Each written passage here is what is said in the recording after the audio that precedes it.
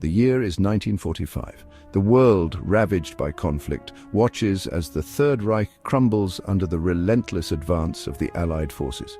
Deep beneath the ruins of Berlin, in the confines of his fortified bunker, Adolf Hitler, the man who had plunged the world into darkness, meets his end, or so the history books tell us.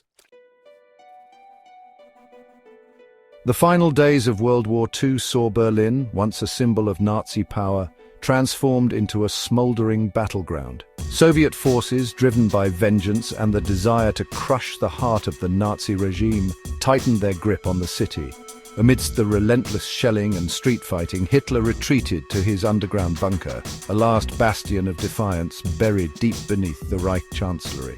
Here, surrounded by his most loyal followers, Hitler received news of the crumbling German defenses, the relentless Allied advance, and the inevitable fall of his thousand-year Reich. With defeat looming, the once seemingly invincible dictator began to unravel. On April 30th, with Soviet troops a mere street away from the Chancellery, Hitler made the fateful decision to end his own life. According to accounts from those within the bunker, Hitler and Eva Braun, his longtime mistress, whom he had married just days earlier, retreated to his private quarters. There, with the sound of gunfire and explosions echoing above, they ingested cyanide capsules. To ensure his swift demise, Hitler also shot himself. Their bodies, carried by loyal SS guards through a service tunnel and into the Chancellery garden, were doused in gasoline and set alight. The flames, intended to consume any trace of the Führer and his wife, danced against the backdrop of the crumbling city. Soviet forces, upon reaching the Chancellery and discovering the charred remains, quickly concluded that Hitler was dead. However, the circumstances surrounding the discovery, the hasty disposal of the bodies, and the lack of a publicly verifiable autopsy fueled suspicion and doubt. The absence of a conclusive, independently verified autopsy of Hitler's remains quickly became a focal point for skeptics. The Soviets, while initially claiming to possess Hitler's body, later admitted that the charred remains discovered in the Chancellery garden were incomplete and in a state of advanced decomposition. Adding to the confusion, conflicting reports emerged from within the Soviet ranks. Different accounts provided varying details about the location and condition of the bodies, further fueling suspicions of a cover-up. Some reports suggested that the bodies were never found at all, while others claimed that the remains were spirited away to Moscow for secret autopsies and analysis. The mystery of Hitler's alleged suicide did not escape the attention of Western intelligence agencies. The FBI and CIA, operating in the early years of the Cold War, launched their own investigations into Hitler's fate. Adding fuel to the fire, in 2009, a team of researchers was granted access to a skull fragment long believed to be Hitler's, held in the Russian state archives. DNA analysis, however, revealed a startling truth. The skull fragment belonged to a woman, not Adolf Hitler, Adolf. The notion that Hitler survived the fall of Berlin and escaped to a life in hiding, while seemingly far-fetched, is not without its proponents. Theories abound, each attempting to piece together the logistical puzzle of how such an escape might have been possible amidst the chaos of war-torn Germany. Berlin, even in its final days, was a city riddled with underground tunnels and escape routes. Built during the war as bomb shelters and escape routes for high-ranking Nazi officials, these subterranean labyrinths offered a potential means of evading the advancing Soviet forces. Adding to the intrigue, the last confirmed sighting of Hitler alive remains a point of contention.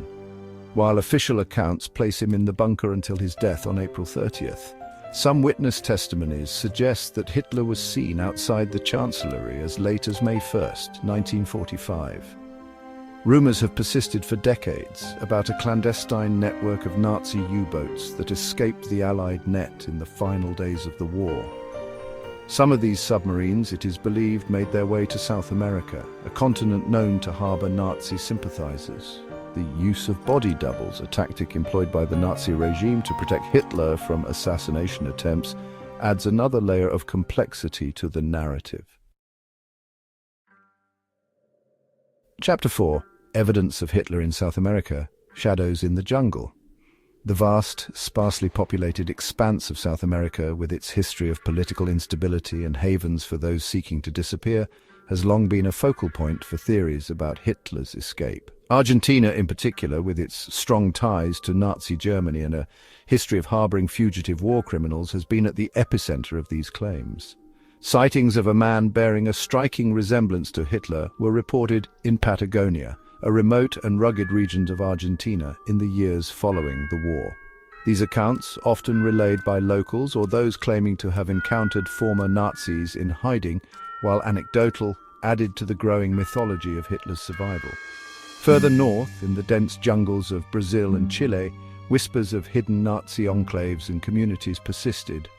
Documents surfaced suggesting that high-ranking Nazi officials, aided by sympathetic governments and shadowy organizations, had established themselves in these remote regions.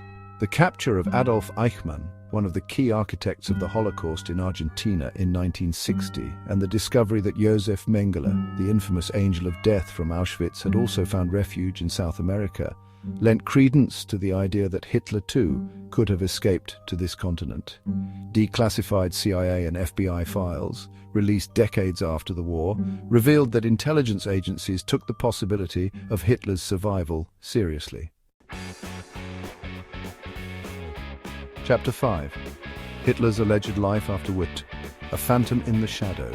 Among the most persistent and detailed accounts of Hitler's alleged survival is the claim that he lived out his days in and around Bariloche, a picturesque town nestled in the Andean foothills of Argentina.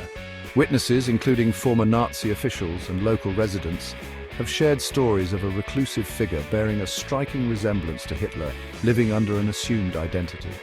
These accounts, often relayed decades after the alleged sightings, describe a man living a quiet life, haunted by his past but still revered by a small circle of loyal followers. Some claim that Hitler, consumed by paranoia and the fear of capture, rarely ventured out in public, while others maintain that he was a respected figure in the community, his true identity known only to a select few. The Grey Wolf theory, popularized by a book and subsequent documentary of the same name, proposes that Hitler, aided by a secret network of Nazi sympathizers, escaped to Argentina via submarine and lived out his days in a secluded mountain estate. Adding to the intrigue, rumors persist of hidden Nazi colonies scattered throughout South America, havens for those who escaped the fall of the Third Reich. These communities, it is claimed, were established with the support of sympathetic governments and wealthy Nazi sympathizers, providing a safe haven for those fleeing prosecution. While compelling, these accounts of Hitler's alleged life after 1-2 remain largely anecdotal, based on eyewitness testimony, hearsay, and circumstantial evidence. Chapter 6.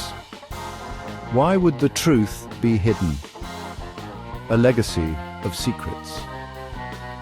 The enduring mystery of Hitler's fate has spawned a web of intrigue, prompting questions not only about the dictator's demise, but also about the motivations of those who controlled the narrative in the aftermath of World War II. Was there a concerted effort to obscure the truth about Hitler's end? And if so, why? The Cold War, emerging from the ashes of World War II, cast a long shadow over the search for answers. The Soviet Union and the United States, once allies in the fight against Nazi Germany, quickly became locked in an ideological and geopolitical struggle for global dominance. Could the truth about Hitler's fate have become entangled in the web of secrecy and misinformation that characterized this era? Operation Paperclip, a controversial program initiated by the United States government, involved the recruitment of former Nazi scientists and engineers, many of whom had played key roles in the Nazi war machine. Driven by the desire to gain a technological and scientific edge over the Soviet Union, the US government may have been willing to overlook the past sins of these individuals in exchange for their expertise. Outro: the legacy of a mystery, history's enduring enigma. The weight of evidence, meticulously examined and debated by historians and researchers for decades, suggests that Hitler did indeed die in the bunker on that fateful day in 1945. The lack of a verifiable body, while fueling speculation, can be attributed to the chaotic circumstances of the bunker's fall, the hasty disposal of the remains, and the Soviet Union's tight control over information in the post-war era. However, the enduring power of the mystery, the what-ifs and maybes that linger in the absence of absolute certainty, have ensured that the legend of Hitler's escape continues to captivate the public imagination. The seeds of doubt, sown in the fertile ground of conspiracy theories and fueled by historical ambiguity, have proven difficult to eradicate entirely. The enigma of Hitler's escape, whether rooted in reality or the realm of speculation, serves as a potent reminder of the enduring power of mystery and the human fascination with unanswered questions.